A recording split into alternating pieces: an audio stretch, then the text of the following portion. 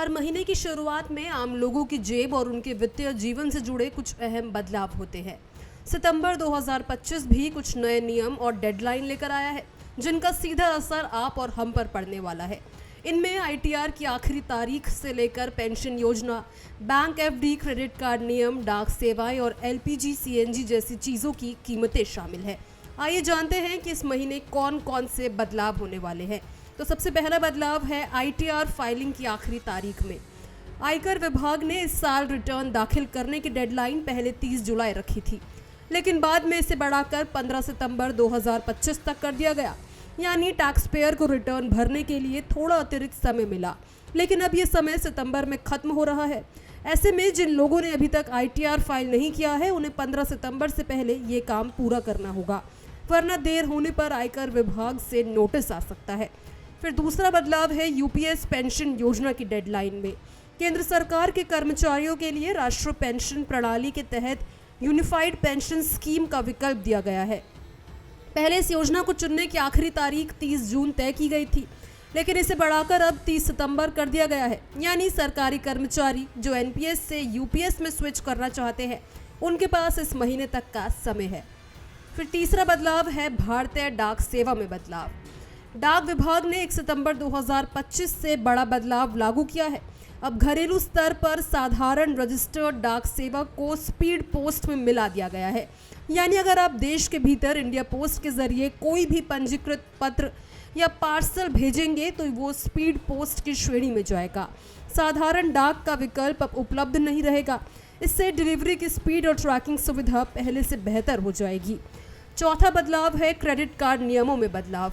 SBI card ने भी अपने चुनिंदा कार्ड धारकों के लिए 1 सितंबर से नए नियम बदल दिए हैं। अब से डिजिटल गेमिंग और सरकारी वेबसाइट पर किए गए ट्रांजैक्शन पर ग्राहकों को कोई रिवॉर्ड पॉइंट नहीं मिलेगा। यानी पहले जहां इन खर्चों पर पॉइंट्स मिलते थे, अब ये सुविधा बंद हो जाएगी। ऐसे में कार्ड यूजर्स को अपने रिवॉर्ड पॉइंट्स के इस्तेमाल और कमाई में फर्क महसूस होगा। पांचवा बदलाव है स्पेशल एफडी की आखिरी तारीख में। सितंबर का महीना उन ग्राहकों के लिए भी अहम है जो बैंक एफडी में निवेश करना चाहते हैं।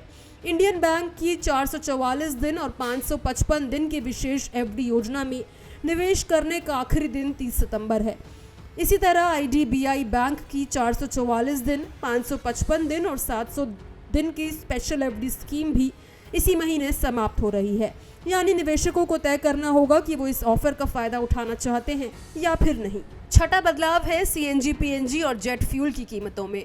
हर महीने की तरह सितंबर में भी ऑयल कंपनियां अपने ईंधन दामों की समीक्षा करेंगी। इसमें सीएनजी, पीएनजी और जेट फ्यूल शामिल है। अनुमान लगाया जा रहा है कि इनकी कीमतों में उतार चढ़ाव देखने को मिल सकता है। इसका सीधा असर आम जनता और एयरलाइन इंडस्ट्री दोनों पर पड़ेगा। सातवां बदलाव है एलपीजी सिलेंडर की नई कीमतें। एलपीजी सिलेंडर के दाम हर महीने संशोधित किए जाते हैं। सितंबर में भी इनकी कीमतों में बदलाव संभव है। खास तौर पर कमर्शियल सिलेंडर की दरें लगातार बढ़ रही है। अगस्त में दिल्ली में 19 किलो वाला कमर्शियल सिलेंडर 33.50 रुपये सस्ता हुआ था और इसकी कीमत 1631.50 रुपये हो गई थी।